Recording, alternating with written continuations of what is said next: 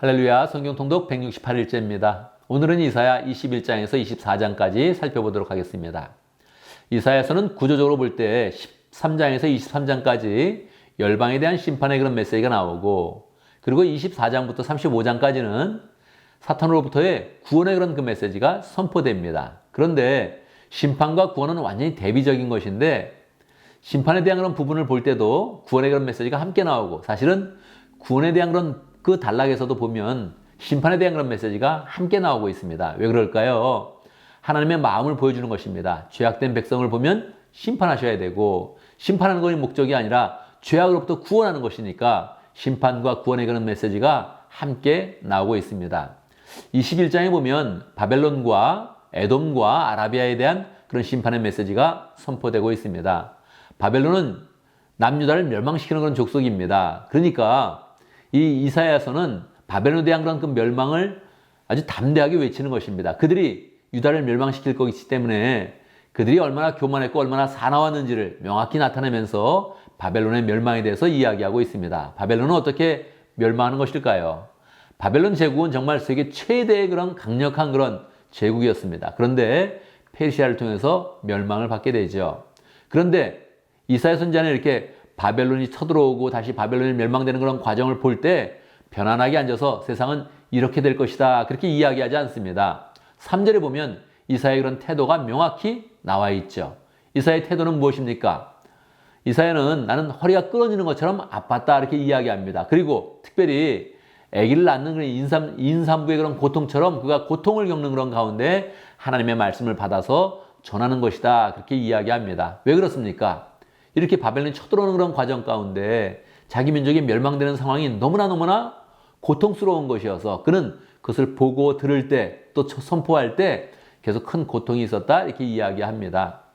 이어서 두마에 대한 그런 그 예언, 이것은 에돔 족속에 대한 그런 이야기죠. 그래서 에돔 족속에 대한 그런 경고의 그런 그 말씀이 2절에 이어져 있고, 아라비아에 대한 그런 그 말씀이 5절 이어져서 심판의 그런 내용으로 선포되고 있습니다. 22장에 보면 다시 예루살렘에 대한 그런 경고의 그런 그 말씀이 주어집니다. 지금 열방에 대해서 이야기하는데 갑자기 왜 또 예루살렘에 대한 그런 이야기를 언급할까요? 이 열방들은 다 이스라엘을 중심으로 이루어지고 있는 것입니다. 이스라엘 죄악이 심해질 때 하나님께서 이 주변의 그런 나라를 들어서 지금 심판하시는 것인데, 다시 또 이 주변의 나라에 대한 심판의 그런 그 말씀을 선포할 때 예루살렘의 그런 죄악을 간과할 수가 없는 것입니다. 그래서 1절에서 3절에 보면 예루살렘의 그런 험한 그런 패망에 대해서 이야기하고, 그리고 그 이후에 보면 왜 이들이 패망할 수밖에 없었는지를 설명해주고 있는 것입니다. 13절 내용 한번 볼까요? 그런데 너희는 어떻게 하였느냐? 너희는 오히려 흥청망청 소를 잡고 고기를 먹고 포도주를 마시며 내일 죽을 것이니 오늘을 먹고 마시자 하였다, 그렇게 안타까워하고 있습니다. 하나님의 심판의 메시지가 있으면 바로 회개하고 전심으로 하나님께 나아가면 하나님께서 큰 구원의 은혜를 주실 것인데, 그들이 그냥 삶을 포기하면서 더 흥청망청 그렇게 자신의 죄악을 잊고 살았던 것입니다. 그러니까 그들이 하나님의 그런 심판을 받을 수밖에 없는 상황이 되는 것입니다. 23장에 보면 이스라엘 북쪽에 있었던 두로와 시돈에 대한 그런 그 메시지가, 심판에 대한 그런 메시지가 선포되고 있습니다. 그런데 이 심판의 그런 메시지 가운데 하나님은 다시 또 구원의 그런 메시지를 함께 주었던 것입니다. 17절 70년이 지나면 주님께서 두로를 돌봐주셔서 옛날처럼 다시 해상무역을 하게 하실 것이다. 원래 두로와 시돈은 해상무역이 굉장히 발달이 되어 있었습니다. 솔로몬 시대 때에도 해상무역하는 것이 많이 나타나고 있죠. 그런데 다시 그들이 하나님의 심판을 받았는데 해상무역을 하면서 부유하게 될 것이다, 이렇게 이야기하는 것입니다. 18절 그러나 두로가 장사를 해서 벌어들인 소득은 주님의 몫이 될 것이다. 그래서 그들이 주님을 섬기고 주님께 예물을 바치는 그런 사람으로 변화된다 하는 것을 나타내주고 있는 것입니다.